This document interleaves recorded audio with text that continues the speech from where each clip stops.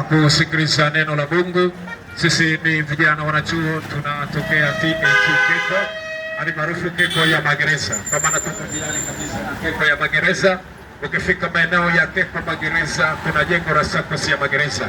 Ukisimama pale kwenye jengo la SACCOS ya Magereza, ukiangalia kwa pembeni kuna jengo kubwa sana lina mabati ya damu ya mzee, ndipo tunapopatikana.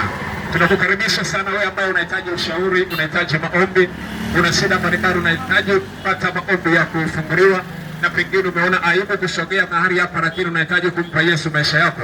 Tunakukaribisha mahali pale. Ibada zetu ni siku 7 za wiki, kwa maana ya Jumatatu mpaka siku ya Jumapili tunapatikana pale. Tuna ibada katikati ya wiki, Jumatano na Ijumaa. Tunaanza saa 9 saa 10 mpaka saa 12 za jioni.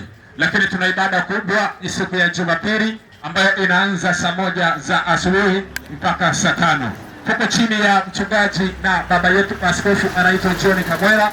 Tuko tunatumika pale, na hawa ni wanachuo ambao wameokoka, wana elimu ya kutosha, lakini wameweka elimu pembeni, wakaamini ya kwamba leo waje kukuletea habari njema ambazo wao wanaziamini.